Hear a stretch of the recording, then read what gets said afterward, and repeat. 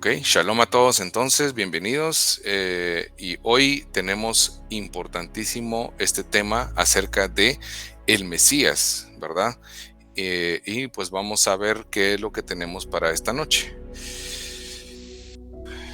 Vamos a empezar con este punto importante. Primero, como ustedes pueden ver en la portada, tenemos ahí dos divisiones. Tenemos por un lado la figura de un cordero que está atado, ¿verdad? Que está indefenso. Este cordero que la imagen nos dice, sin que haya escrito nada, nos dice que está a la espera de poder ser sacrificado, de poder ser entregado como ofrenda.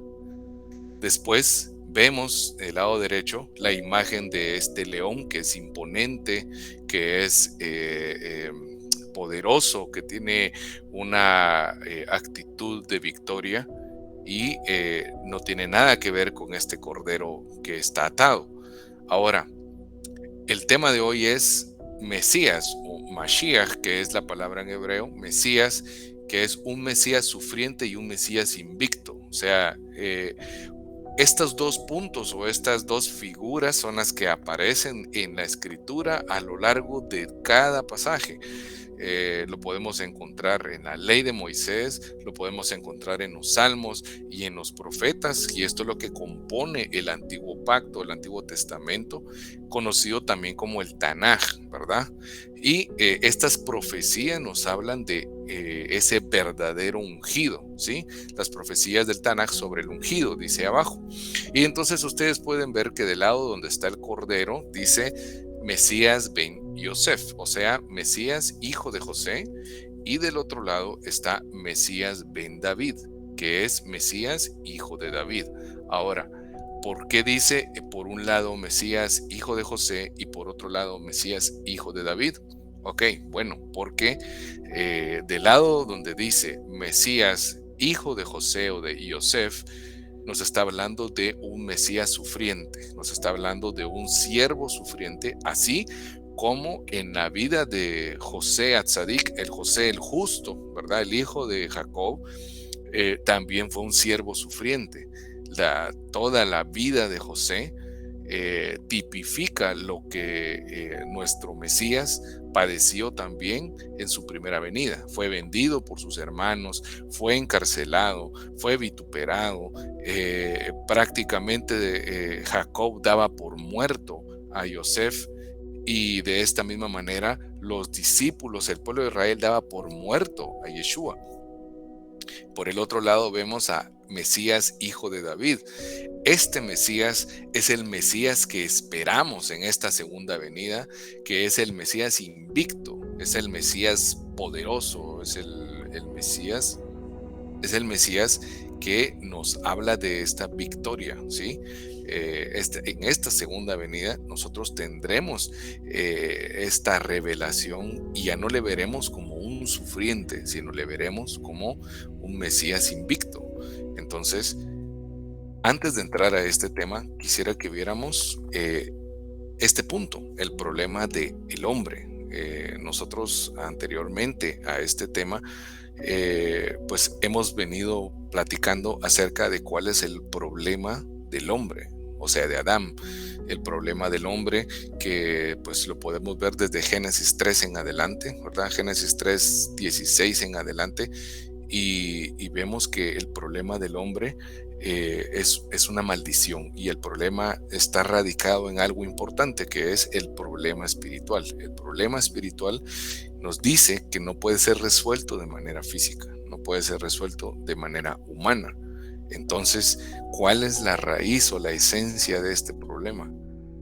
La esencia o las raíces de este problema son tres puntos. El primero es que Satanás existe. Satanás no puede ser derrotado. Satanás no puede ser vencido por alguna fuerza humana. No puede ser vencido por conocimiento del hombre o por algún tipo de religión. No puede ser vencido de ninguna manera. Ni siquiera por denominación, ni siquiera por alguna creencia cristiana o alguna pues corriente cristiana. No puede ser vencido por eso. Y el segundo punto es el pecado, porque por causa del engaño de Satanás entra el pecado en la vida del ser humano, y no solo en la vida del ser humano, sino también en la creación misma. En toda la creación el pecado entra, y entonces la creación pasa de ser una creación en un nivel de plenitud, y la creación cae también en maldición. Y por último, por causa del pecado, el hombre está separado de Dios. Esta es la tercera raíz. El hombre necesita regresar a la fuente de vida. Y entonces, mientras estos tres puntos, mientras estas tres hebras que conforman ese lazo que es el problema espiritual, mientras estos tres puntos no sean resueltos, el hombre está destinado a padecer y a vivir en el problema espiritual. Y el problema espiritual lo podemos ver a diario, ¿verdad? El hombre vive en una condición de maldición, y esta condición de maldición la podemos ver en todas las áreas de la vida del hombre. En el área financiera, ¿verdad? Hay maldición en el área financiera, no alcanza, no prospera, el hombre está en pobreza. También hay maldición en el área emocional, ¿verdad? Las emociones del hombre están enfermas, los pensamientos del hombre están enfermos, el trabajo del hombre no es de ningún provecho, el hombre no encuentra sentido a su vida, está vacío, está desordenado por el pecado y está rodeado de tinieblas, y esto es la opresión de Satanás. El espíritu de rebeldía, que es el que opera en los hijos de desobediencia, es el que opera hoy en día en la vida de todo hombre. Y lo más impactante es que no solamente en aquellos que creen en Dios, sino también opera en aquellos que, a pesar de que creen en Dios, no tienen la fe correcta. Aunque vaya a la iglesia, aunque ore, aunque ayune, aunque se levante de madrugada a orar, pero si no ha entendido la obra del Mesías, qué significa que Jesús sea el Mesías, que este verdadero rey, sacerdote y profeta venga, entonces el problema espiritual persiste en la vida del ser humano. Entonces es importante dejar claro estos puntos. Ahora, ¿de dónde podemos partir? El objetivo de esta noche, entonces dijimos, es que podamos nosotros encontrar, pero de verdad, encontrar al Mesías, no desde nuestra perspectiva, sino que lo podamos encontrar en las escrituras sagradas, en las escrituras hebreas, ¿sí? Hemos dicho durante muchas ocasiones que desde el Génesis hasta Apocalipsis, la escritura nos habla de una sola cosa, nos habla de un solo tema. Y siempre tomamos Juan 20, 30 y 31, ¿verdad? Que dice que, y estas se han escrito, ¿verdad? Dice que Yeshua hizo muchos otros milagros y señales en presencia de sus discípulos, pero que no todas quedaron registradas. Pero luego dice, pero estas están escritas para que creáis que Yeshua es el Mesías, el Hijo de Dios, y para que al creer tengáis vida por el poder de su nombre.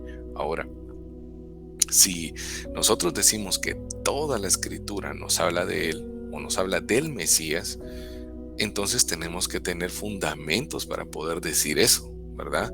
No es porque lo diga el pastor, no es porque lo diga yo, no es porque lo diga algún tema de la evangelización. No, nosotros debemos de tener esa convicción y tener ese fundamento real, no un fundamento de percepción. Yo me imagino que es así. No, tiene que haber un fundamento real, porque en algunas ocasiones nos van a hacer preguntas y nos van a decir, bueno, si usted dice que en toda la escritura nos habla del Mesías, a ver, dígame entonces dónde lo encuentro en tal punto. Y tenemos que defender esta postura porque es real, o sea, en toda la escritura. Ahora, ¿cómo vamos a partir? Bueno, primero debemos establecer algunos principios elementales del Mesías, ¿verdad? Y este Mesías que fue prometido a Israel, y viendo la vida de Yeshua el Nazareno, ¿verdad? Jesús de Nazaret. Pero, ¿cuáles son estos principios? Primero, es como ponernos de acuerdo, ¿verdad? Creo que todos estamos de acuerdo en que en el punto número 1, que dice que Yeshua el Nazareno era judío, ¿verdad? Hijo de padre y madre judíos, o sea, él era hebreo. ¿sí? Ese primer punto es importante dejarlo claro, ¿verdad? Yeshua no viene de los mayas, no es hijo de chinos, no viene de Rusia, no viene de África, no. Él es hijo de herencia judía, ¿verdad? Él nació como judío. Segundo, estricto seguidor y cumplidor de la Torá. ¿Qué es la Torá? La Torá es la ley de Moisés, es la palabra o es la norma, es la instrucción que Dios le entregó a Moisés para que el pueblo de Israel fuera apartado de las naciones y fuera escogido para servirle. Entonces, había ley. Y esta ley es lo que se conoce como Torah, ¿verdad? Que en realidad la palabra Torah significa enseñanza o instrucción. Entonces, si nosotros estamos de acuerdo que Yeshua fue un estricto seguidor y cumplidor de la Torah, que es la palabra de Dios, quiere decir que él nunca pecó. ¿Por qué? Porque él no se desvió de la palabra, él no se desvió de la instrucción de Dios, ¿sí? Tres, la fe que él enseñó y practicó era hebrea, no china, no india, no maya, no griega, etcétera, ¿verdad? Eso también es importante que lo podamos dejar establecido desde el principio, ¿verdad? Él no vino a enseñar filosofía china, no vino a enseñar filosofía griega, ni tampoco una fe extraña, no, él vino y practicó y enseñó la fe de Israel, la fe hebrea. Cuarto, el contexto de Yeshua era el judaísmo. ¿Por qué? Porque el cristianismo ni siquiera existía, no existía el cristianismo. Cuando él viene, su contexto es la fe hebrea, y la fe hebrea ya para el momento en el que él nace es lo que se conoce como judaísmo, ¿verdad? Entonces, teniendo estos 4 puntos claros y dejándolos como punto de partida, ¿verdad? Porque creo que nadie pues está en desacuerdo de que él era judío, ¿verdad? Todos sabemos que él tenía que venir de la tribu de Judá. Eh, Tampoco estamos en desacuerdo que él era estricto cumplidor y seguidor, o sea, él cumplía la palabra de Dios, nunca pecó, ¿verdad? Y que él enseñó la fe hebrea, no enseñó fe china ni india, y que el contexto de él era la fe hebrea, el judaísmo, ¿verdad? Entonces, y pues es importante que analicemos esto. ¿Cómo es entonces posible que se pretenda muchos siglos después venir y revisar quién es el Mesías o qué debe hacer utilizando interpretaciones o conceptos que no son judíos, que no son hebreos? Esto es algo importante que lo tomemos en cuenta porque hoy en día muchos quieren explicar, muchos quieren dar a conocer al Mesías con fundamentos de filosofías occidentales, con filosofías griegas, con pensamientos modernos, con temas que no tienen nada que ver con el contexto judío del Mesías, ¿sí? Entonces, hacer esto para poder explicar al Mesías es un gran error. Y un ejemplo podría ser que alguien que venga de China quiera venir a explicar el Popol Vuh, que es un libro o un escrito maya que es de hace muchos siglos, y que venga alguien de China o de Francia que quiera venir a explicarnos qué quería decir el Popol Vuh con pensamientos de Francia o de China. No, tiene que ser con pensamientos de los mayas, ¿verdad? Entonces, de la misma manera. También eh, es importante tomar en cuenta que cómo es posible que se pretenda encontrar al Mesías separado del contexto histórico y cultural y sobre todo de las escrituras, ¿verdad? Esto es lo que se le conoce cuando se trata de explicar al Mesías fuera de su contexto histórico, es lo que se conoce como un anacronismo, ¿verdad? Es como decir que eh, alguien quiera decir que los mayas celebraban Navidad o que, por ejemplo, Moisés celebraba Navidad cuando ni siquiera había nacido el Mesías, entonces, y que es ajeno a su cultura. ¿Sí? Entonces es importante estos puntos, ¿verdad? ¿Por qué? Porque así como lo vimos en la portada, tenemos que todo enmarcarlo desde el punto o desde el marco de las escrituras hebreas. Y esto es lo que se compone como el Antiguo Testamento.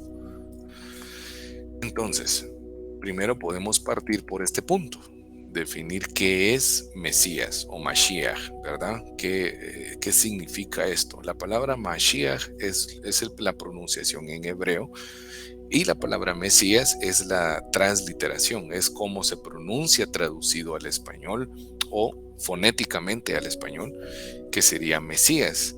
Y ¿quién establece las normas para saber qué, quién, por qué, cómo, qué debe hacer o qué no hará el Mesías?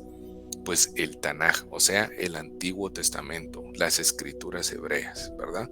Para poder definir qué es el Mesías, quién es el Mesías, por qué es el Mesías, cómo, o sea, qué es lo que va a hacer y cómo lo va a hacer, o qué no deberá hacer. Estas normas no las establece la teología occidental, no la establece la denominación cristiana a la que asistamos, no la establece el pastor, no la establece ni un apóstol, la establece la misma escritura que Dios dejó, ¿verdad? Entonces es importante que podamos estar enfocados en este punto. No podemos explicar qué es el Mesías desde un punto de vista filosófico griego, ¿sí? Entonces, podemos ver que la Torá, o sea, que la ley que Dios le dio a Moisés, tiene muchos objetivos, ¿verdad? ¿Cuáles son estos objetivos? Primero, pedagógico, ¿sí? Es de enseñanza, como nosotros dijimos, ¿verdad? Que Torá significa instrucción o enseñanza. Y en 2 de Timoteo 3, 16, 17 dice que toda escritura es útil para instruir, para redarguir, todo esto que dice Saulo, que dice Pablo, es pedagógico, o sea, es para esto, es útil para instruir, para enseñar, para redarguir. Este es uno de los objetivos de la ley de Moisés o de la Torá, pedagógico. Pero también hay objetivos históricos. ¿Cuáles son estos objetivos? Bueno, podemos ver cómo es que el pueblo de Israel viene de un linaje, viene de una línea genealógica que es la línea de Sem, cómo es que el pueblo de Israel que estuvo en Egipto fue redimido por Dios a través de Moisés, y cómo fue que el pueblo de Israel se conformaron las tribus, y cómo es que estas tribus se repartieron la tierra de Canaán. Todo este tema histórico es importante porque esto es lo que le da identidad a ese pueblo escogido, ¿verdad? Entonces la Torá quedó escrita también con este objetivo, que es objetivo histórico, ¿verdad? Que ellos supieran de dónde viene y cuál es el pacto que a través de las generaciones Dios ha delegado. Tercero, tiene temas jurídicos, o sea, porque como lo mismo que hablamos hace un momento, ley, ¿verdad? O Torah, que en realidad la palabra Torah es enseñanza, pero se ha manejado como ley porque en realidad la Torah trae normas jurídicas, trae leyes que son para temas de comportamiento, para temas sanitarios, para temas sacerdotales, ¿verdad?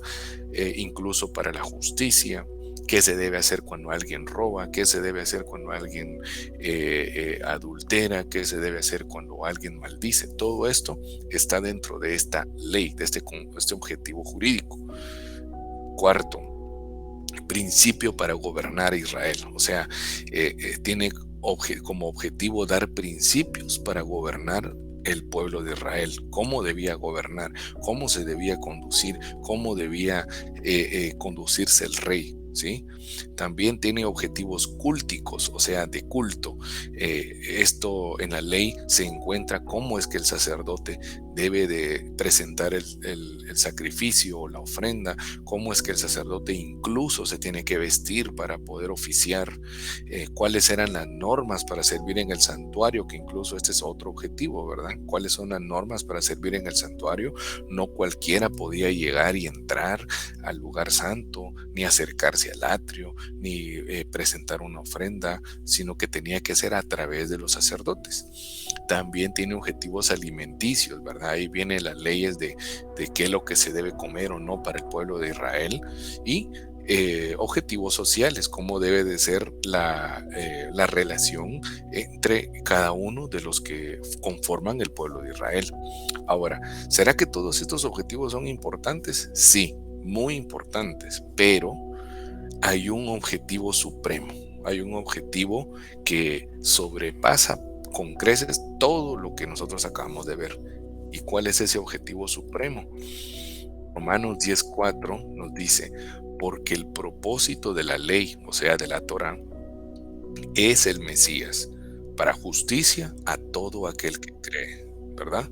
Este es el propósito de la ley, el Mesías. Sin ese propósito, todos los demás objetivos que acabamos de ver no tienen absolutamente ningún sentido, ¿sí?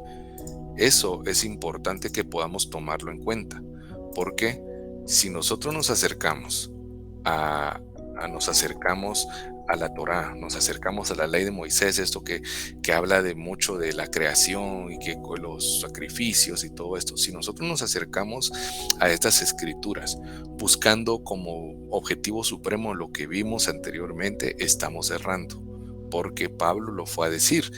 El propósito de la ley o de la Torá es el Mesías, para justicia a todo aquel que cree. O sea, este propósito del Mesías es para una razón, que es para justicia a todo aquel que cree. ¿Sí? No es solamente que yo venga y diga, encontré al Mesías, aquí me está hablando el Mesías. No, si ese es si ese es mi objetivo, es como estar buscando ganarse la lotería, pero en realidad no ese es el objetivo. El objetivo es que cuando encontremos al Mesías podamos creer y podamos asirnos, que podamos agarrarnos, tomarnos de la justicia que es en Él.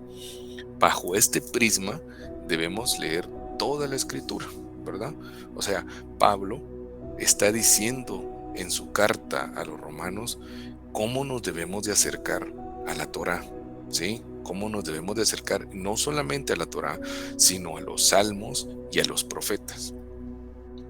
Ahora, entonces, poniendo en su lugar lo que acabamos de decir, el Mesías es lo más supremo, es lo máximo, es el objetivo primario. Y los demás objetivos que acabamos de ver son objetivos secundarios, ¿verdad? No es que no sean importantes, pero en comparación al objetivo supremo que es el Mesías, no tienen mayor relevancia. Así que si sin el Mesías, los demás objetivos no tienen una razón de existir. Ahora, ¿qué dice la escritura, verdad, acerca de los días que hoy estamos viviendo? Jeremías 16:20 dice, a ti vendrán las naciones desde los extremos de la tierra, ¿verdad? No está hablando del pueblo de Israel nada más, sino que está hablando que al Señor, o sea, al Dios omnipotente, al Eterno, dice, a ti vendrán las naciones desde los extremos de la tierra. O sea, nosotros que estamos en los extremos y en los confines de la tierra, diciendo, nuestros padres no heredaron más que mentira, vanidad y cosas en que no hay provecho, ¿verdad? O sea, aquellos que se han encontrado con la verdad del Mesías, aquellos que se han encontrado con esta pureza en la palabra, de verdad que se dan cuenta y dicen, esto tanto tiempo yo creí en esto y esto era vanidad, tanto tiempo yo pensé que esto era el evangelio, pensé que esta era la verdad y son cosas vanas, son cosas en las que no hay provecho. Decía, estas cosas en las que no hay provecho, cosas como la idolatría, como el buscar cosas de este mundo, en mitos, en leyendas, todas estas cosas, dice que llegará un momento en que se llegarán al Señor y diciendo nuestros padres nos heredaron más que mentira, vanidad y cosas en las que no hay provecho. Verso 20 dice, ¿acaso el hombre fabrica dioses? Pues esos no son dioses. Por tanto, he aquí, esta vez les mostraré, dice el Señor, ¿verdad? Les mostraré mi poder y mi fortaleza y sabrán que mi nombre es el Señor. O sea, eso que nosotros vemos que vemos como YHWH, que es Yud Hei Bad Hei, es el nombre sagrado. Es el nombre que está sobre todo nombre, ¿sí? Es lo que pues en algunas traducciones han traducido como como Yahvé, Jehová, Yahweh, pero en realidad ninguna de estos nombres es el correcto. Están totalmente errados. El nombre sagrado es impronunciable, ¿sí? Por eso es de que la mejor traducción es decir el Señor, ¿verdad? O Adonai. Entonces, vamos a partir para poder conocer este concepto del Mesías, ¿verdad? Que pues sé que tal vez alguien me va a decir, bueno, yo ya sé de eso, bueno, está bien, entonces conozcamos más. La palabra Mesías que nosotros encontramos acá representada tiene su palabra equivalente en el idioma griego, que es lo que nosotros conocemos como Cristo. Y esta palabra Cristo tiene el mismo significado que Mesías, que es ungido, ¿sí? Entonces, vamos a partir desde lo más simple a lo más complejo. Así como ustedes pueden ver ahí el shofar o este cuerno de carnero, que parte de una buquilla tan pequeña y el sonido sale por una buquilla tan grande. O sea, esto tan complejo que es el Mesías, lo vamos a empezar a ver desde algo tan simple, desde el concepto en sí. ¿Y cuál es ese concepto? Bueno, Mashiach o Mesías, como acabamos de decir, es ungido, ¿sí? Ahora, hemos escuchado muchas veces, incluso muchos hoy en día se adjudican este oficio o este título, ¿verdad? Soy el ungido del Señor, dicen. Bueno, pero ¿realmente será que saben lo que están diciendo? ¿Saben por qué lo está diciendo? Porque ser ungido no es alguien que simplemente pues puede profetizar, que puede sanar, porque pues hay muchos brujos que pueden profetizar, hay brujos que incluso tienen potestad de las tinieblas para poder dar prosperidad económica o para poder sanar, y no por eso el brujo es un ungido, no, o sea, no tiene que ver precisamente con algún tema de poder. Tiene que ver, como lo vemos aquí abajo, que dice el ungido, que significa también escogido, o sea, es alguien que es elegido, es escogido, es apartado por el Eterno, ¿verdad? Es apartado por Dios, y esta puede ser una misión tanto temporal como eterna, ¿sí? La palabra ungido o Mesías no está únicamente pues adjudicada al Mesías que nosotros conocemos como el Mesías que murió en la cruz y que resucitó. No, también se le llamó Mesías o ungido a hombres que tuvieron este oficio de ser ungidos de Dios de manera temporal. Por ejemplo, Aarón, que es el primer hombre donde la escritura expresa esta palabra Mashiach, ungido, porque dice que Dios le dijo a Moisés que Aarón iba a ser ungido para el sacerdocio, ¿sí? Pero Aarón murió. Eh, Hubieron muchos sacerdotes que fueron temporales, hubieron reyes que fueron ungidos, como podemos ver ahí en esa imagen, ¿verdad? El ungimiento del rey David, que fue un ungimiento y que pues él murió, ¿verdad? Él no vivió eternamente, sino que él desempeñó este papel de ungido de Dios para un tiempo específico, pero también se refiere a al ungimiento eterno, que este es el verdadero ungido de los ungidos, que es el Mesías que está escondido en toda la escritura.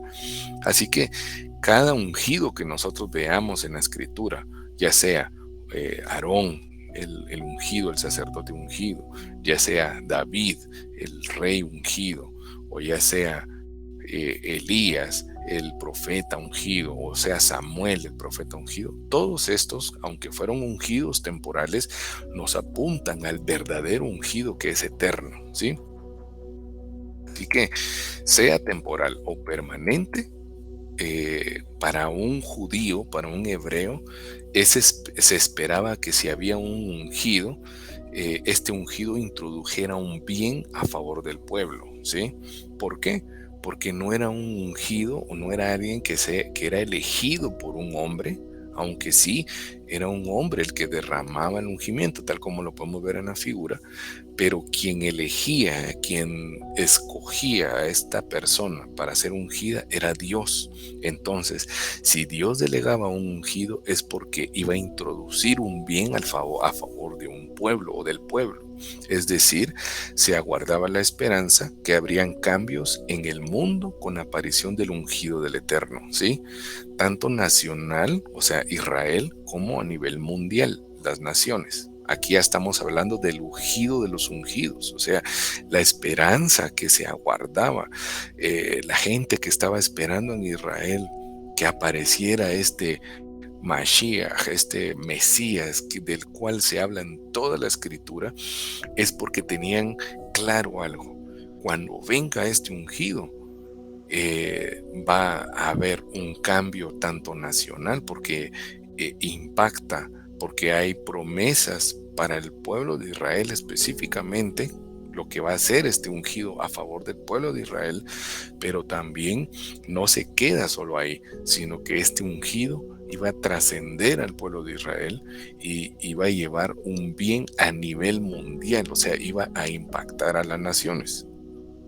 Podría ser que alguien diga, bueno, esto lo dice usted o esto pues es un concepto suyo. Bueno, pero veámoslo en la escritura. Isaías 49:6 confirma o respalda lo que estamos diciendo acá, ¿sí? Dice lo siguiente, Isaías 49:6. Dice así. ¿Quién dice así? Dios, el Eterno, ¿verdad? El Dios poderoso dice, cosa muy liviana es que seas mi siervo, ¿verdad? Y reestablezcas las tribus de Jacob y restaures el remanente de Israel. O sea, Dios le está diciendo a su ungido de manera profética, a su Mesías, a su rey Mesías, el verdadero Mesías, Dios le está diciendo a este de manera profética que es poca cosa que sea solamente para restaurar o restablecer las tribus de Jacob y restaurar el remanente de Israel. Ustedes pueden saber que para este momento las tribus de Israel habían sido dispersas, ¿verdad? Había dispersión en el norte y en el sur habían unos cuantos remanentes de estas tribus que habían sido dispersas. Entonces, aquí está hablando de una obra nacional, de una obra específica y únicamente para el pueblo de Israel. Pero después dice, he aquí, yo te pongo por luz de los gentiles. ¿Quiénes son los gentiles? Goy. La palabra goy no se refiere a naciones, a gentiles, a los que son de otros pueblos. Y dice, para que mi salvación, ahí sí ya no solo habla de restaurar las tribus de Israel, sino habla de salvación. Ahora, hemos entendido que el problema espiritual, el hombre necesita ser salvado de ese problema espiritual, necesita ser redimido del poder de Satanás, perdonado del pecado y restaurada su relación con Dios. Entonces, para que mi salvación, esta es la verdadera salvación, regresar a esa condición de estar con Dios. Dice, alcance los confines de la tierra. O sea, esto es obra para el mundo, esto es evangelización mundial, esto es algo que va a impactar a todas las naciones de la tierra. Así que ahí entramos nosotros, porque ninguno de nosotros, hasta el momento, creo yo, sabemos que no sabemos ni creo que está muy lejano que podamos ser algún descendiente de alguna de las tribus de Israel. No, hermanos, nosotros somos gentiles, somos justos de las naciones. ¿Por qué justos de las naciones? Porque por medio del Mesías nosotros alcanzamos esta salvación, la cual trae justificación para aquellos que somos de las naciones que no tienen nada que ver con Israel. De hecho, Pablo lo dice en su carta a los Efesios, ¿verdad? Que ustedes no tenían nada que ver con el pueblo de Israel, ni con los pactos, ni con el Mesías, ni con los patriarcas, ni con la ley, pero hemos sido alcanzados por esto que estaba profetizado. Isaías 49:6, entonces respalda estos dos puntos. Una obra nacional, eso era lo que tenía que venir a ser el Mesías, una obra nacional y una obra mundial. Ahora, Mesías, que es ungido, hace referencia a tres oficios principales en el pueblo de Israel y también fuera de Israel en algunos casos. ¿Por qué? Porque no solo en Israel hubieron ungidos. Dios ungió al rey de Ciro, ¿verdad? Quien era un rey gentil. no era un rey del linaje de David o del linaje de alguna de las tribus, sino que era un gentil, era alguien de las naciones, pero igual Dios lo escogió para hacer un bien, ¿sí? De hecho, se habla de mi ungido, ¿verdad? Dios le dice mi ungido a este rey. Entonces, este ungimiento, esta elección, ¿verdad? Este Mesías hace referencia a tres oficios específicos. El primero, profeta de Israel, ¿verdad? Se ungían a los profetas de Israel, se ungían a los sacerdotes de Israel, tal como lo vimos hace un momento, ¿verdad? Que Aarón, que es el ungido, él fue ungido como sumo sacerdote y se ungía también a los reyes de Israel, ¿sí? Entonces, profetas, sacerdotes de Israel y reyes de Israel, y en algunos casos en los reyes, pues el ungimiento también se dio para reyes que no eran del linaje de Israel. No se ungía al panadero, no se ungía al copero, no se ungía al que trabajaba con pieles. ¿Por qué? Porque hemos hablado en los temas anteriores que estos tres oficios están relacionados íntimamente con el problema espiritual del hombre, ¿sí? El problema espiritual que tiene, el problema de la separación, el problema del pecado y el problema de Satanás. Estos tres oficios nos apuntan al verdadero rey, al verdadero ungido, al verdadero Mesías de Dios que iba a venir a desempeñar estas tres funciones, ¿verdad? Entonces, cuando nosotros encontramos en la escritura, en el Antiguo Pacto, en el Antiguo Testamento, esta palabra Mesías, o incluso en la traducción griega se dice Cristo, ¿verdad? Hace referencia a hombres que temporalmente desempeñaron estas funciones de profetas, sacerdotes y reyes. El concepto del Mesías aparece desde muy temprano en las escrituras hebreas. Aparece principalmente en Bereshit. Bereshit es Génesis, ¿verdad? La palabra Cristo, Mesías, ungido, no es algo que viene del Nuevo Testamento. De hecho, si ustedes se dan cuenta, no estoy mencionando el Nuevo Testamento para decir que es Mesías. Todo lo estamos viendo desde el punto de vista del Antiguo Pacto. Así que para empezar y ver de dónde es que se promete a este Mesías, vamos a irnos a Génesis 3.15, ¿sí? En Génesis 3.15 nos dice, y pondré enemistad entre tú y la mujer, y entre tu simiente y su simiente. Él te herirá en la cabeza y tú lo herirás en el calcañar. Esto es lo que se conoce en la teología actual como el protoevangelio, aunque en realidad no es desde aquí que parte. El evangelio parte desde el primer capítulo y el primer versículo de Génesis, en Génesis 1.1, donde dice, en el principio creó Dios los cielos y la tierra. Desde ahí el Mesías ya está presente. ¿Por qué? Porque nosotros hemos hablado en reuniones pasadas que la palabra que se usa en principio es Reshit, y Reshit tiene que ver con cabeza, no es un tema de tiempo, no es con un tema de una escala temporal, tiene que ver con el fundamento de todo lo creado, es la cabeza, es el Reshit, es el principal, y el principal es el Mesías, ¿verdad? Él es la cabeza de todo, Él es la razón de todo, Él es el fundamento de todo. Entonces, aquí en este pasaje, ya hemos pasado por Génesis 3.1, Génesis 3.6 y Génesis 3.23, donde en Génesis 3.1 encontramos a Satanás que se acerca y trata de engañar a la mujer y lo logra. Engaña a la mujer en Génesis 3.6 y la mujer come del fruto que Dios le había dicho en Génesis 2.16, 17 que no debían comer. Ese era el pacto.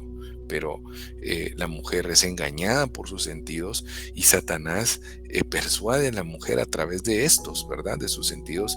La mujer come del fruto que no debía comer, pero no solo comió ella, sino que Adán, su esposo que estaba con ella, comió igual que ella. Entonces ahí entró el pecado.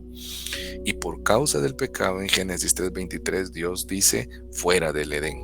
O sea, Dios los destituyó de su presencia, Dios los exilió, Dios los desterró de este deleite que era estar en su presencia. Entonces el hombre queda separado de Dios.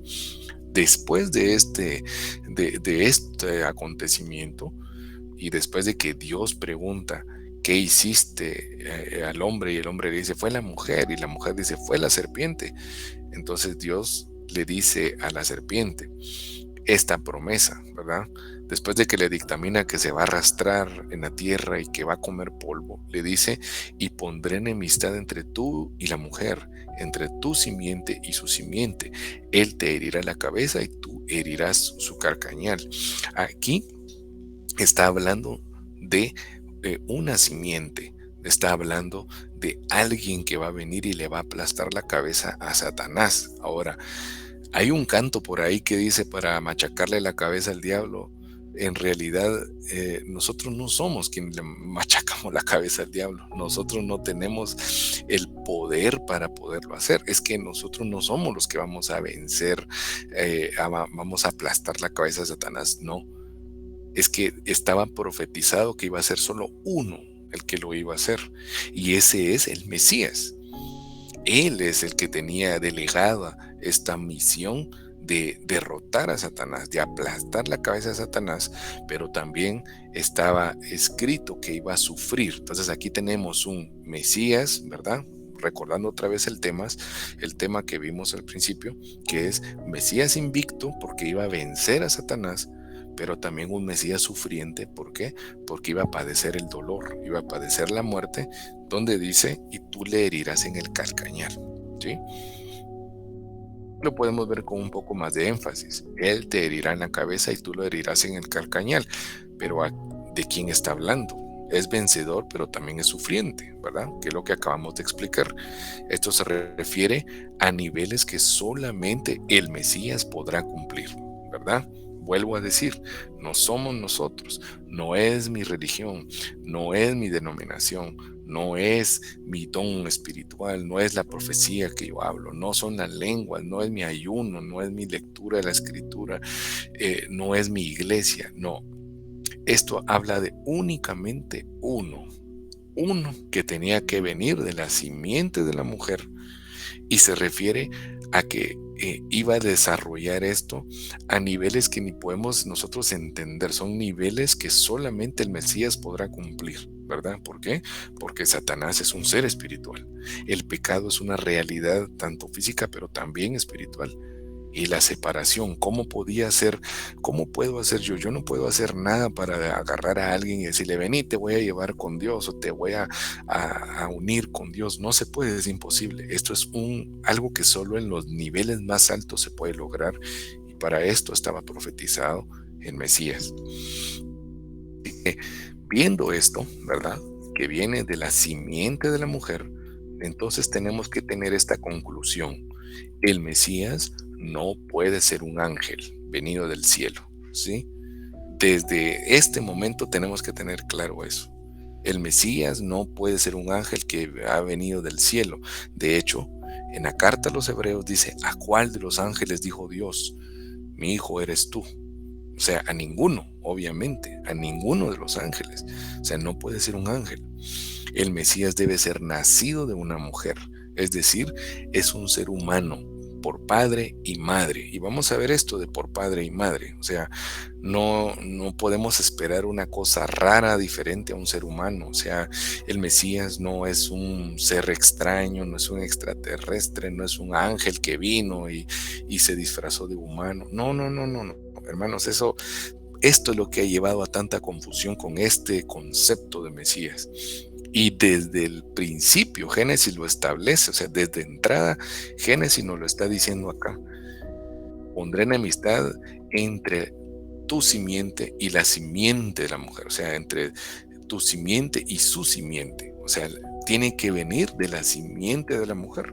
Es un ser humano. Las mujeres no dan a luz ángeles, no dan a luz cosas raras, dan a luz seres humanos, ¿verdad? Así que Me gustaría que viéramos entonces Génesis 9:26. Y es importante, me gustaría que ustedes puedan ir anotando, ¿verdad? Porque estos ya son principios que tenemos que tener claros para identificar quién es el Mesías. ¿Por qué? Porque hoy en día estamos en un tiempo muy peligroso, ¿verdad? Y han habido tiempos peligrosos, pero hoy estamos en un tiempo en el que cualquiera se levanta y dice: yo soy el Cristo, yo soy el Mesías, yo soy aquí, yo soy el elegido, Dios me dijo que yo soy el que va a gobernar y que voy a ser el Mesías. No, porque si tenemos claro esto desde el principio, pueden levantarse 1000 Cristos diciendo que son el Cristo, pero en realidad no les vamos a creer. ¿Por qué? No nos van a engañar. ¿Por qué? Porque la escritura misma nos está dando las normas para que nosotros no seamos engañados, hermanos. Así que partamos de acá, ¿verdad? El Mesías tiene que ser de la simiente de la mujer, o sea, es un humano. Génesis 9:26 dice: luego dijo: bendito sea el Señor, Dios de Sem, y sea Canaán su siervo. 27. Ensanche Elohim a Jafet, y habite en las tiendas de Sem, y sea Canaán su siervo. ¿Quién está hablando acá? Noé, ¿sí? Noé, después de que pasa el diluvio y pasa pues una situación ahí delicada con uno de sus hijos, que ve su desnudez, eh, Noé se despierta de la embriaguez que tuvo y luego pues le dictamina maldición a Canaán, ¿verdad? A Can. Y luego pues bendice a Sem. Dice: bendito sea el Señor Dios de Sem, y sea Canaán su siervo, y ensanche Elohim a Jafet, que es su otro hijo, y habite en las tiendas de Sem, y sea Canaán su siervo. Ahora, ¿por qué está este versículo acá? ¿Qué tiene que ver con el Mesías? Bueno, viéndolo desde este punto de vista, podríamos decir: bueno, aquí no tiene nada que ver. Pero veamos qué dicen los eruditos judíos, ¿verdad? Porque como hablamos anteriormente, no podemos nosotros incorporar pensamientos, filosofías que son ajenas, o sea, no podemos incorporar conclusiones o interpretaciones chinas, griegas, mayas, latinas a algo que es judío.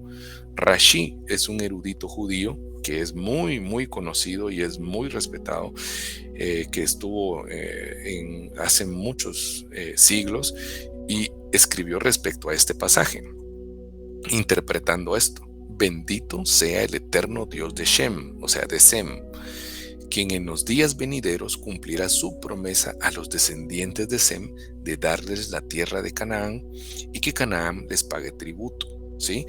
Ustedes pueden ver, en un tiempo que tengan ustedes espacio, pueden ver Números 24:10. Hace referencia a esto, cuando el pueblo de Israel iba a conquistar la tierra de Canaán. Pero, ¿por qué iban a conquistar la tierra de Canaán, el pueblo de Israel? Porque a los descendientes de Sem, ¿verdad? Que Israel es descendiente del hijo de Noé, que se llama Sem. A ellos Dios fue que les prometió, les dio la promesa de la descendencia y de la tierra de Canaán, ¿sí? Entonces, aquí va el segundo punto. El Mesías no es chino, no viene de alguna otra cultura ni de otro linaje, viene de la línea de Sem, ¿sí? Es un semita. Eso así como se le conoce a los que vienen de esta línea de descendencia, semita. Es decir, a través de la descendencia de Sem, que el Eterno traerá la bendición al mundo. ¿Por qué?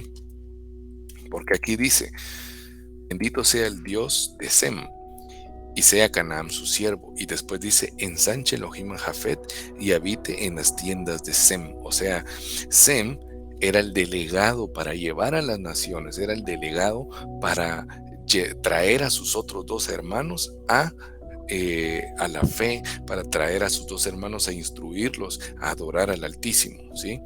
Entonces, esta es la bendición para el mundo. El Mesías debe ser semita, ¿verdad? ¿verdad? Y lo vuelvo a decir, no chino, no griego, ni ningún otro pueblo. Ay, hermano, pero ¿por qué tanto lo enfatiza? ¿Por qué? Porque a pesar de que la escritura es tan clara y tan tácita en decir que no viene de otro pueblo, muchos se van engañados con algún chino, algún X que se levanta en cualquier pueblo recóndito del mundo diciendo yo soy el Cristo, yo soy el Mesías. Y la gente es engañada. ¿Por qué? Porque el concepto Mesías está tan tergiversado hoy en día que Mesías, incluso le dicen Mesías a Messi, pues o sea, está tan ninguneado este concepto, está tan tomado por poco este concepto tan sagrado que es el Mesías, que cualquiera puede ser Mesías hoy en día, ¿verdad? Pero si nosotros estamos buscando al verdadero Mesías, tenemos que tener claro esto. Debe ser de la descendencia de Sem, o sea, semita. Viene de una línea genealógica específica. Entonces, la promesa del Eterno también fue dada a Abraham. ¿Por qué dice Abraham? Porque aquí fue cuando Dios lo llamó y para este momento lo llamó y él era de la tierra de Ur, de los caldeos, era un gentil, ¿verdad?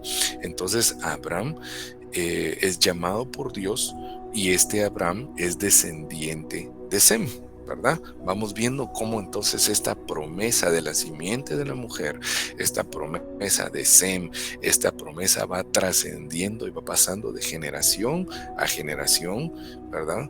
¿Por qué? Porque la palabra del Señor es eterna. La palabra del Señor es inconmovible y sus promesas no tienen sombra de variación. Así que dice en Génesis 2:12-3, bendeciré a los que te bendigan. Dios le está diciendo esto a Abraham o a Abraham para ese momento. Y le dice, bendeciré a los que te bendigan y maldeciré al que te maldiga. Y aquí viene la promesa. Y en ti serán benditas todas las familias de la tierra. Todas las familias de la tierra, hermanos, nosotros somos bendecidos por esta promesa. El Mesías está aquí escondido. ¿Por qué? Porque Abraham murió. Sí, Abraham murió. Pero por la fe de Abraham, este pacto se mantuvo y Dios cumplió su pacto. No porque Abraham tuviera una gran fe, sino porque Abraham se equivocó, claro, se equivocó como cualquier otro, pero él se aferró a este pacto, él se aferró a esta promesa, que en él iban a ser benditas todas las naciones de la tierra. Él sabía que iba a venir de su descendencia, aquel que iba a redimir al hombre del problema espiritual, del problema de Satanás, de la separación y del pecado. Y el tener esta solución, esta es la buena nueva, esto es el Evangelio, esta es la buena nueva de redención. ¿Por qué? Porque a través de esto somos benditos. O sea, qué mayor bendición que el problema espiritual se haya resuelto. Así que esta promesa le fue dada a Abraham también. Génesis 12:3. Pero después ya cuando Abraham, ¿verdad? Abraham pasa a llamarse Abraham. En Génesis 22:18, el Señor le dice, y en tu simiente serán benditas todas las naciones de la tierra por cuanto has obedecido mi voz, ¿verdad? Por lo mismo, por cuanto él le creyó a Dios, dice que le fue tomado por justicia, le fue tomado como justicia. No porque él fuera justo, no porque él fuera un gran hombre, que lo fue, no porque él fuera un gran sabio, que lo fue, no porque fuera un gran seguidor de la Torá, o no de la Torá en ese momento como la conocemos hoy, sino un gran seguidor de la instrucción de la palabra de Dios, que lo fue, pero eso no le alcanzaba. Realmente él fue hallado justo por la fe fue justificado. Y entonces en esta simiente ya vamos viendo, simiente de la mujer, descendencia de Sem, descendiente de Abraham, ¿sí? Dice, entonces solo es de la simiente de la mujer, sino también debe ser descendiente de Abraham. Por eso digo que de la simiente de la mujer y de la simiente de Abraham quiere decir que este Mesías que iba a nacer debería de tener sangre judía tanto por padre como por madre, ¿verdad? Era un ser humano, ¿sí? Entonces, vemos también que más adelante su nieto, el nieto de Abraham, porque esta promesa pasó de Abraham, después pasó la promesa a Isaac y de Isaac esta promesa pasó a Jacob. Por eso Dios se presenta como el Dios de Abraham, el Dios de Isaac y el Dios de Jacob, ¿verdad? ¿Por qué? Porque Él es el que era, Él es el que era, el que es y el que ha de ser. Dios es eterno y Él mantiene su promesa por los siglos de los siglos. Él mantiene su pacto. Entonces, Jacob, antes de morir, bendice a sus hijos y está por trasladarles este legado, está por trasladarles este pacto a sus hijos, y entonces Él los reúne y en el nombre del Eterno les da ciertas profecías y bendiciones. Pero ahora aquí viene el punto importante. En su cuarto hijo, que se llama Judá, ¿sí? Él dice estas palabras: no será quitado el cetro de Judá, ni el legislador de entre sus pies, hasta que llegue Silo, y sea suya la obediencia de los pueblos. Génesis 49:10. Aquí lo encontramos, ¿verdad? Pero pongámosle atención a esto, porque esto es algo encriptado, esto es algo que si nosotros lo leemos de una manera sencilla, literal, pues obviamente pues nadie va a encontrar al Mesías ahí. Pero si nosotros nos detenemos y buscamos y preguntamos, como hacían o como hacen los hebreos, como hacen los judíos, y preguntan, ¿y esto por qué dice acá? ¿Y qué significa esto? Esto es escudriñar, es buscar al Mesías. Y dice, no será quitado el cetro de Judá, ¿verdad? O sea, Judá está hablando de cetro, está hablando de rey, de autoridad. Dice, ni el legislador de entre sus pies, está hablando de ley, hasta que llegue Silo. O sea, ese hasta quiere decir que va a venir alguien más grande, hasta que llegue Silo, y sea suya la obediencia de los pueblos. Ahora, ¿quién es Silo? No sé si ustedes se han preguntado en algún momento. Fuera de lo que se diga en la iglesia, fuera de lo que se diga en las predicaciones, realmente, ¿quién es Silo? ¿Conocemos quién es Silo? ¿A qué se refiere con Silo? Bueno, veámoslo hoy. Pero antes de eso, quiero que entremos a hacer un recuento. ¿Qué llevamos hasta el momento? Hasta el momento llevamos estos puntos. Primero, el Mesías debe ser simiente de la mujer, o sea, debe ser un humano. 2, tiene que ser semita, o sea, descendiente de Sem. 3, tiene que ser descendiente de Abraham, de Isaac y de Jacob. 4, tiene que ser hijo de Judá, ¿verdad? O sea, si no es de la tribu de Judá, no es el Mesías. Así que si viene algún conciudadano de Guate, o viene algún árabe, o viene algún estadounidense, viene cualquiera de ellos, y dice, yo soy el Mesías. Bueno, primero veamos si es cierto. Bueno, tiene que venir de la simiente de la mujer, ser humano, sí, bueno. Tiene que ser semita, sí, bueno. Ahí ya empezamos a tener problemas, ¿verdad? ¿Cómo se puede determinar qué es sí o que no es semita, o que es descendiente de Abraham? Y más aún, no solamente tiene que ser descendiente de Abraham, Isaac y Jacob, sino tiene que ser específicamente hijo de Judá. Y poco a poco se va cerrando y se va cerrando las posibilidades, porque es tan específico y tan definido quién irá a ser el Mesías, que no cualquiera puede llegar a decir, yo soy el Mesías. O más bien, cualquiera lo puede decir, pero nadie puede realmente ser el Mesías. Ahora, después de que ya vimos este recuento de lo que llevamos hasta el momento, entonces, ¿quién es Silo? Como ustedes pueden ver a la derecha, Silo significa, o sea, ¿qué significa eso que acabamos de leer, ese pasaje? Dice, significa hasta que venga el rey Mesías, de quien será el reino. ¿Quién dijo esto? Otra vez, este erudito, Rashi, ¿sí? Interpretó que este Silo o Shiloh, como lo vamos a ver más adelante, no se refiere nada más y nada menos que al rey Mesías, al verdadero ungido, al ungido de los ungidos. Vamos a leer algo que tal vez no es tan habitual ¿verdad? En estas enseñanzas, pero como estamos hablando de que vamos a buscar al Mesías desde la perspectiva de las Escrituras, desde la fe de Israel, tenemos que basarnos también en qué es lo que discutían los sabios de Israel y qué es lo que ha quedado registrado en su cuerpo literario. Hay un tratado, ¿verdad?, que se llama Génesis Rabá, en página 98, en la página 99 dice acerca de esta interpretación: hasta que llegue Shiloh, a quien el reino es suyo, y a él se congregarán los pueblos, aquel a quien afluirán las naciones del mundo, como está dicho en Isaías 10, en Isaías 11:10, y lo vamos a ver aquí, que dice: y la estirpe de Isaí que ha quedado en pie se convertirá en estandarte de los pueblos, las naciones buscarán su consejo. Eso dice Isaías 11:10. O sea que este Shiloh, ¿verdad?, va a ser estandarte para los pueblos. A él correrán los pueblos, a él obedecerán los pueblos. Y este es el concepto de Mesías, ¿verdad? El rey Mesías, el verdadero rey, el verdadero ungido de los ungidos. A él le será dada toda autoridad sobre todas las naciones de la tierra.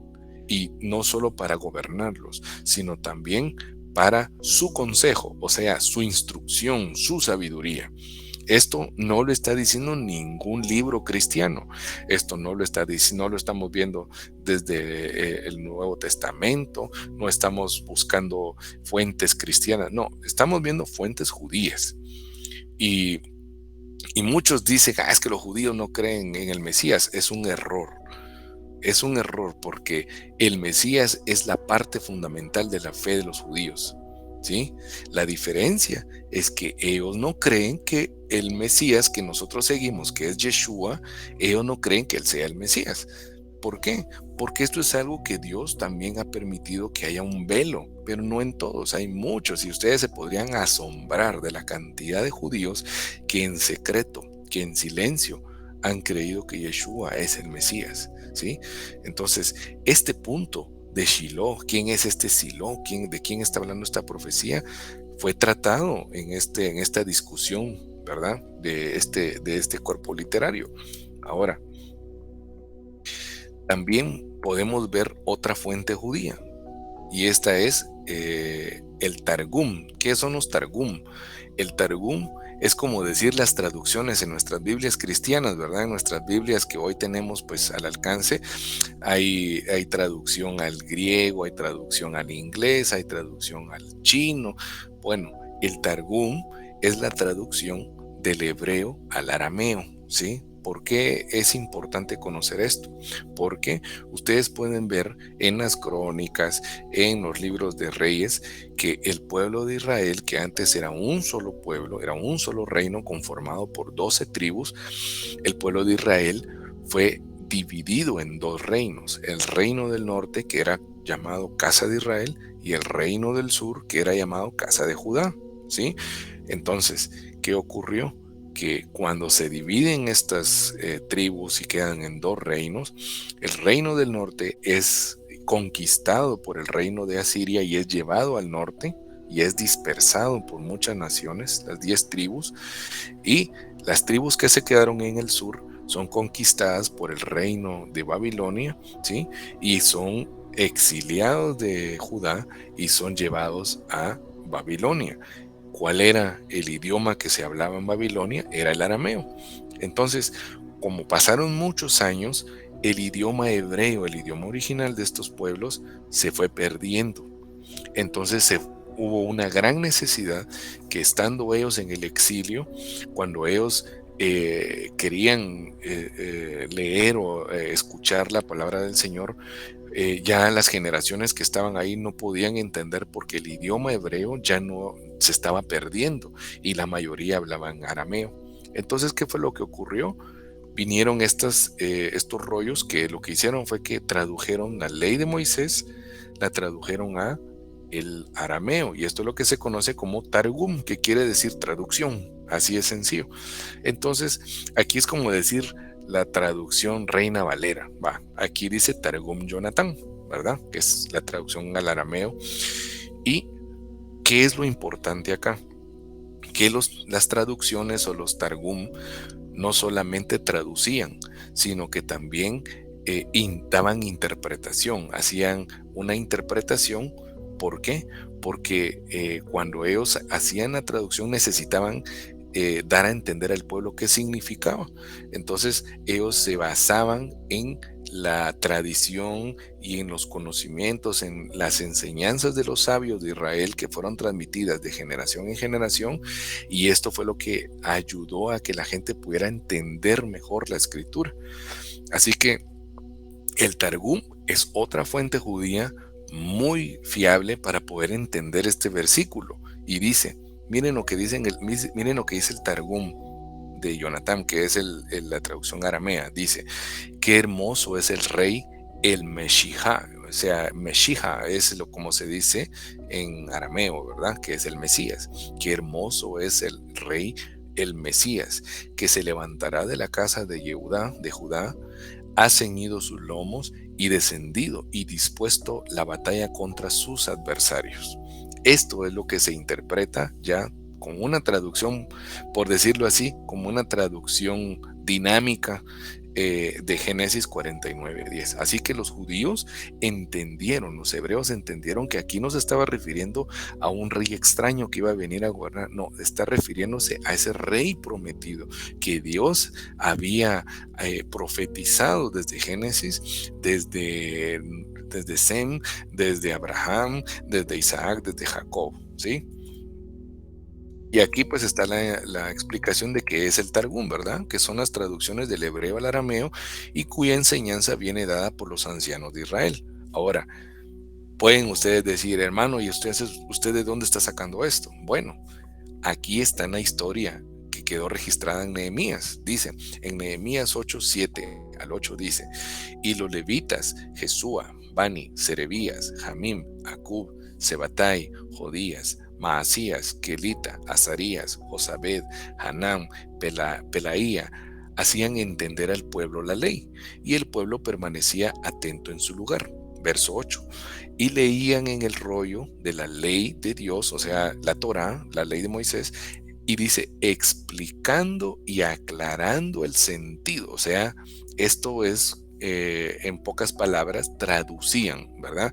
El sacerdote estaba leyendo la Torá, estaba leyendo la ley de Moisés en hebreo, pero la gente que estaba congregada no entendía totalmente el hebreo, entonces venían estos y les traducían, les explicaban, aquí está diciendo esto y esto. Entonces dice, de modo que entendieran la lectura, ¿verdad? Aquí están los Targum, así de sencillo. Entonces, incluso a la fecha, estas traducciones nos ayudan a nosotros para entender que realmente esta profecía de Jacob a Judá, que dice no será quitado el cetro hasta que venga Silo, se está refiriendo al Mesías, al hermoso rey Mesías, al amado de las naciones, al deseado de las naciones. ¿Qué nación no desea un rey justo, un gobernante con equidad? Todas las naciones lo desean, ¿verdad? Entonces, ¿qué han dicho los sabios judíos sobre el Mesías? ¿Qué es lo que se dice en Israel? ¿Cuáles eran las discusiones que habían en Israel? En Israel existe otro cuerpo literario, otro cuerpo de literatura judía que se llama Talmud. Y este es una recopilación de las enseñanzas y las interpretaciones de los sabios de Israel respecto a la Torá y a todos los demás escritos, es decir, la explicación oral de la ley escrita, ¿verdad?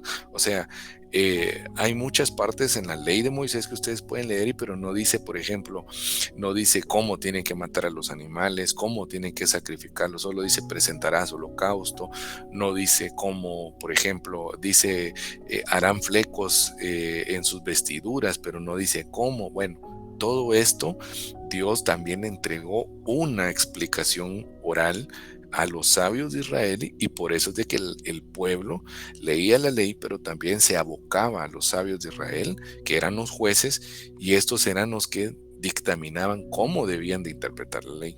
Entonces, en toda esta recopilación que es llamada Talmud, ¿verdad? Hay discusiones, hay historias, hay lo que le llaman la tradición de los padres, ¿verdad? Eh, entonces, quedaron registrados en tratados. Ahora, podemos ver entonces en el Tratado de Sanedrín 98, folio B, que dice, y el rabino Yohanan dice, el mundo fue creado en virtud del mérito del Mesías. ¿Esto qué quiere decir? Que todo el mundo, que todo lo que hay creado, toda la creación, fue en razón, era con el objetivo del Mesías, era por causa del Mesías. Ahora miren qué increíble esto, que 500 años antes hubo un rabino, hubo un judío que dijo lo mismo y con mayor claridad. Saulo de Tarso. Rab Shaul dijo en Colosenses 1:16, porque en él fueron creadas todas las cosas, en los cielos y en la tierra. ¿En quién? En el Mesías. No estamos hablando ahorita de Jesús el Mesías, estamos hablando solo del oficio del Mesías. ¿Y qué relevancia tiene este concepto? Dice, porque en él fueron creadas todas las cosas en los cielos y en la tierra, visibles e invisibles, tronos, dominios, principados, potestades. Todo fue creado. Aquí viene el punto donde converge con lo que dicen los sabios judíos 500 años después. Todo fue creado por Él y para Él, y Él es antes de todas las cosas y todo subsiste por Él o en Él. O sea, estamos viendo entonces que este concepto de Mesías, este concepto de ungido, esto que dijo Saulo 500 años antes, vienen ellos y lo confirman y dicen, sí es cierto. Toda la escritura nos dice que el mundo fue creado en virtud del mérito del Mesías o para el Mesías. También nos dice en uno de los tratados, ¿verdad? Nos confirma lo que acabamos de ver de lo de Silón. Dice, según el Talmud, ¿cuál es el nombre del Mesías? Porque más adelantito de lo que acabamos de leer del Talmud, adelantito hay una discusión y dice, a propósito del Mesías. La Gemara pregunta, ¿cuál es su nombre? O sea, ¿cuál es el nombre del Mesías? Ellos estaban buscando. Y dice, la escuela del rabino Sheila dice, Silo es su nombre. Miren cómo relacionan Silo con el Mesías. O sea, Silo es su nombre, como está dicho, hasta que venga Shiloh. Génesis 49:10. En el Targum, otra traducción aramea, que es Neofiti se llama, dice, no cesarán reyes de la casa de Judá, ni escribas enseñando la ley de los hijos, hasta el tiempo que venga el rey Mesías, de quien es el reino, y a quien todos los reinos de la tierra serán obedientes. ¿Se dan cuenta? O sea, las fuentes judías, todo lo que se discutía, apuntaba a este rey, a este ungido, ¿sí? Bueno, y dice también algo muy importante, ¿verdad? Aquí me gustaría que viéramos números 24, 15, 16. El número 24, 15, 16 es este episodio en donde Balaam y Balac están tratando de que el pueblo de Israel sea maldecido, de que el pueblo de Israel sea interferido, que pierda el pacto para no entrar a la tierra y que no pase por las tierras de Balac. Entonces, es tanta su obstinación, es tanta la obstinación de este rey y de este profeta que quieren maldecir al pueblo de Israel, que quieren ser tropiezo para el pueblo de Israel, que entonces dice esto, ¿verdad? Habla el que oyó la palabra delante del Señor y el que sabe la hora en el que Dios Altísimo se enojará contra él. Él habla que vio la visión delante del Todopoderoso, buscando, postrado sobre su rostro, que se le revelara el secreto oculto a los profetas, le fue revelado. Esto es lo que dice la traducción al arameo. O sea, la interpretación que le dieron aquí es de que él estaba buscando ese secreto, ese pacto que tenía ese pueblo. Y dice que le fue revelado. Imagínense, le fue revelado a este profeta que buscaba maldecir al pueblo de Israel, pero le fue revelado para que se diera cuenta que el pueblo de Israel no estaba solo, que el pueblo de Israel iba con el pacto, ¿verdad? Y dice más adelante, lo veré, pero no ahora. Lo contemplaré, pero no está cerca. Cuando el poderoso rey de la casa de Jacob reine, el Mesías, el cetro del poder de Israel será ungido. Miren qué poderoso esto. Qué impactante que el Mesías en esta profecía en Números 24, 15 y 16 está siendo revelado, que este iba a ser el que iba a venir de la casa de Jacob y que iba a reinar y que iba a ser el ungido. Y termino con esto por esta noche. El Targum Onkelos, que es otra traducción al arameo, del mismo versículo 24:16 dice: lo veo, pero no ahora. Lo percibo, pero en un futuro próximo. Una estrella, o sea, un rey, ha salido de Jacob, y ha surgido un bastón. El Mesías será magnificado. O sea, ha nacido un bastón de Israel, y este bastón es el Mesías que será magnificado. ¿Y quién lo iba a magnificar? El Dios de Israel. Dios mismo iba a glorificar a este Mesías. Hablaba de que este Mesías iba a tener poder sobre las naciones. Y para terminar entonces, muchos creen que el Mesías es un movimiento humano. Y de verdad, hermanos, esto es algo que hoy en día se está dando mucho, ¿verdad? Creen que hay algunos, incluso dentro de las iglesias cristianas, hay algunos que han mencionado que Cristo no es alguien, sino es un movimiento, es un estilo de vida, que Cristo es un pensamiento. Qué errado, porque no nos está diciendo eso la Escritura. Muchos piensan que es un movimiento humano que se despertará en los hombres. Sin embargo, con estas fuentes, ¿verdad? Con lo que acabamos de ver, que apenas estamos empezando, ¿verdad? Lo vamos a dejar para la próxima. Con estas fuentes podemos ver que tanto en el Talmud, que es lo que vimos, que es la recopilación de toda la sabiduría de los ancianos de Israel, como en los Targumim, que son las traducciones arameas, ¿verdad? No titubean en presentar al Mesías como un hombre, como no es un movimiento, no es una edad mesiánica, no es algo ahí raro, abstracto, no, es una persona, es un hombre, ¿sí? Es decir, un hombre escogido o elegido por Dios, por el Altísimo, ¿verdad? Esta es la verdad. El elegido, el escogido de Dios es este verdadero Mesías, este verdadero rey, verdadero sacerdote y verdadero profeta. Iba a tener la ley, iba a tener la justicia, iba a tener esto de que a él iban a correr para encontrarse con Dios. ¿Sí? Entonces vamos a quedarnos por cuestión de tiempo hasta este punto, y creo que es importante que tomemos en cuenta que lo que vimos hoy, ¿verdad?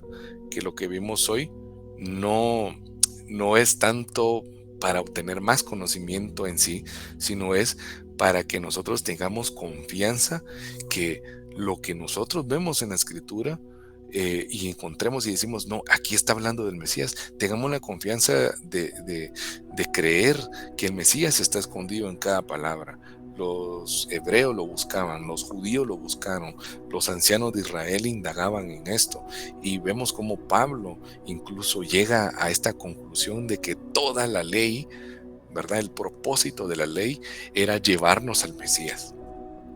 Y quiero terminar con esto.